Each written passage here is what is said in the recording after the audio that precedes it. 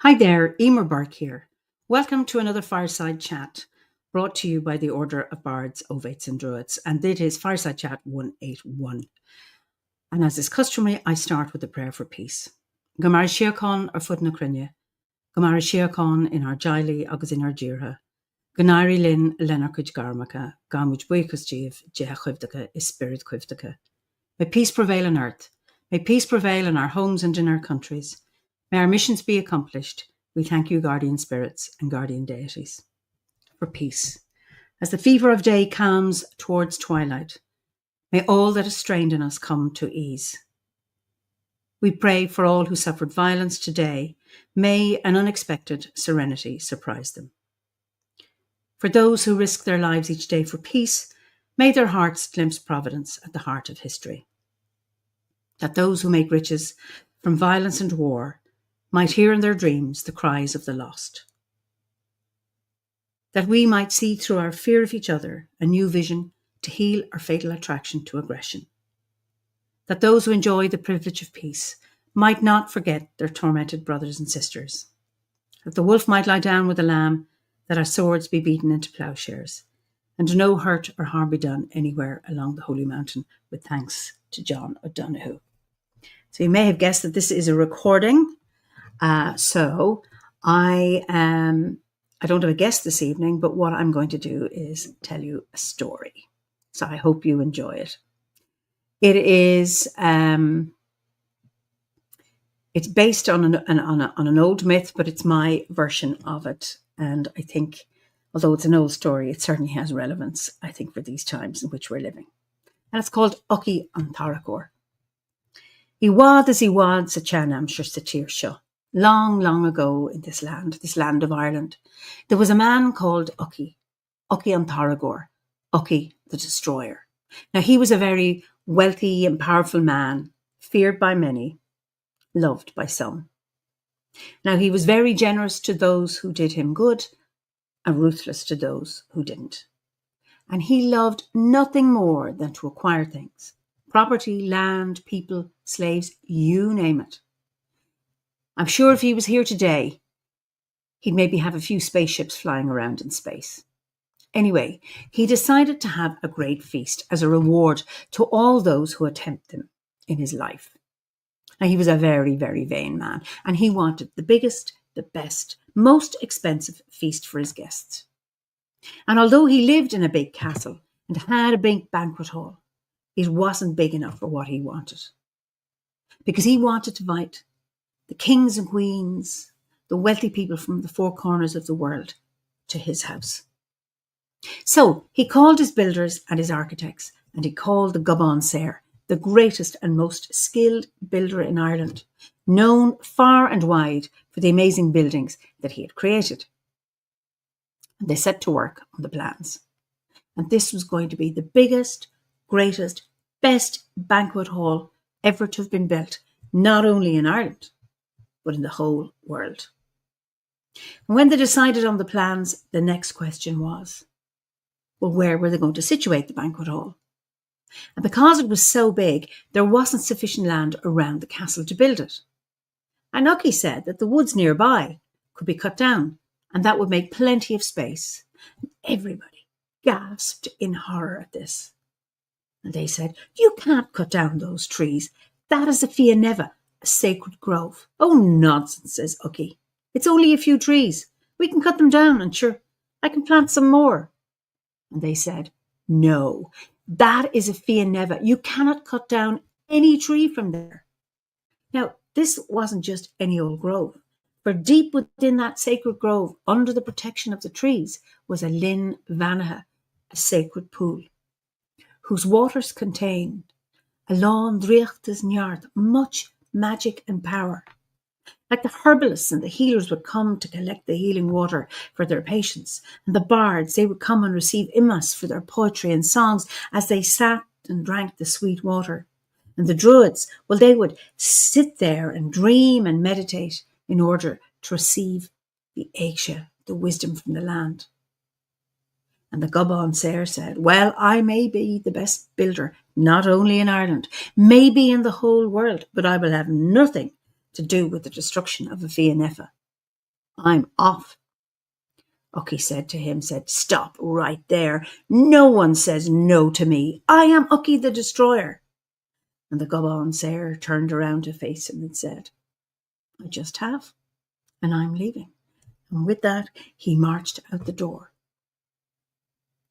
"Call the Druids. They can work their magic and talk to those trees and see about cutting them down," yelled Ucky. Well, the Druids gathered and they said, "No, no one destroys a Fia Neva. We will have none of this." "I will destroy you. You only survive because you have my patronage." And they looked him directly in the eye, saying, as we have already said, nobody destroys a Fia Neva. And they walked out.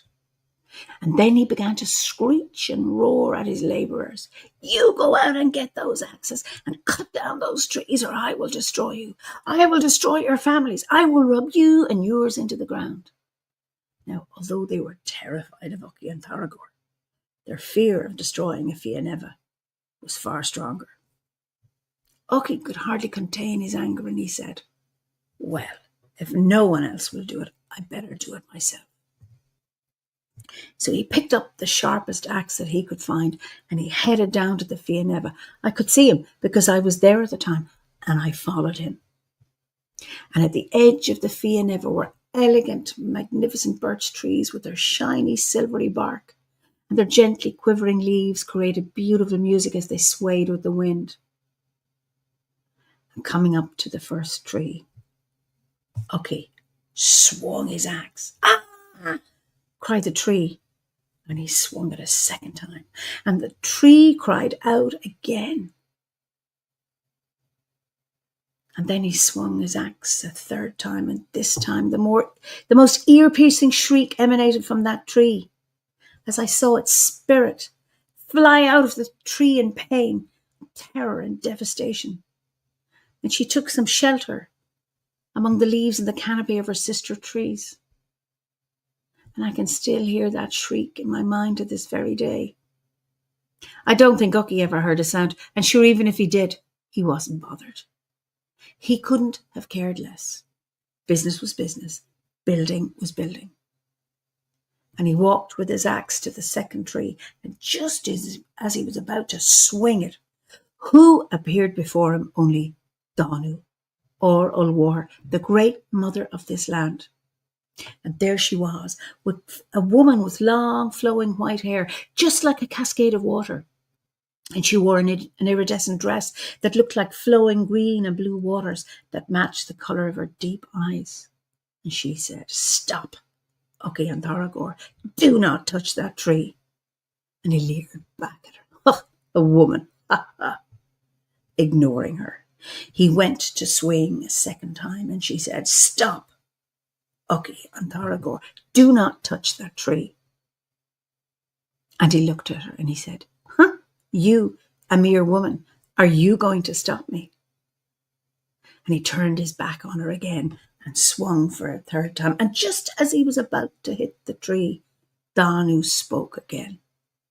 "Stop, for the third time, Ucky and Tharagor. I'm telling you, do not touch that tree." He turned around in rage. "Who do you think you are to speak to me like that? I am Ucky and Tharagor." And this time he went to swing the axe at Danu, and just as he did, he realised too late who it was that stood in front of him, and he froze in terror as before him those long, flowing white tresses had become as angry waters. It was as if the iridescent dress had become a swollen waterfall, and we could hear the noise of the flowing water. And those blue-green eyes, no longer seeing, had become caverns of molten lava. He was frozen to the spot, all bravado now gone. And Danu said to him, I warned you 3 times, but you ignored me. You will listen to me now. You have only ever known wealth. You have never known a day's hunger. You have never known what it's like to want food or water or shelter for your family. And despite all you've had, it's never been enough for you. I curse you Okay, an Tharagor. From now on, you will know real hunger. And know this, that no matter how much you eat and how much you drink, you will never be satisfied. And with that, she was gone. Suddenly, Ucky was starving. He dropped the axe to the ground and ran back as fast as he could to his castle, and I followed him. And there he saw the banquet table full of food and drink, and he ate and he ate and he ate, and then he drank and he drank and he drank.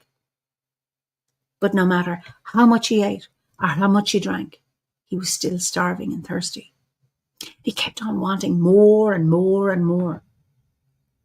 And in a frenzy, he lashed out at the servants and the cooks. He emptied the larders, the pantries and the kitchens of all the food. And still, it was not enough. And he abused everybody. He became insane and obsessed with satiating his appetites. And everybody was terrified of this madman. Then his wife, his children and his servants, they all left him on his own. And then he began rummaging around in the house for something to eat. But all the food was gone. And then he started hunting mice and rats, crickets and spiders and flies. And when the house became empty of all living creatures, Ucky went out into the land, where he grubbed along the earth for snails and slugs and earthworms and the few fungi that he could lay his hands on, drinking out of muddy puddles, slobbering around like the slimy creature that he had become, never satisfied, condemned to spend eternity always searching for more. And he's like that to this very day. That terrible, acquisitive, avaricious, materialistic energy is still here around in the world. I'm sure you can spot it. If you cannot see it, you can sense it. Anyway, Danu, to protect the Fia Neva, created a fey Fia, a Kyo Driachta, a magical veil of invisibility, to protect that Fia Neva from the Uckies of this world. And since then, the veil has been lifted from time to time for those who are pure of heart and pure of mind, so that they can receive the Imas, or the sweet healing water of that Lin Vanaha, or to receive the Aiksha as they meditate. So, the next time you're walking through a forest and you open your heart and you open your eyes, you open your mind, maybe that fey Fia, that veil might lift for you too, so that you can receive the magic and the healing of that Lin Vanaha. Shine Mishkelsa. So, I hope you've enjoyed my story. And I am taking leave for August, and I will be back sometime again in September with another guest for a chat around the fire. So I wish you all the blessings of Lunasa. May you have a good and fruitful early harvest, and may you enjoy the remainder of the summer and the sunshine that is there. And for those of you in the southern hemisphere, I wish you a good amok. So until then, slán go fóill.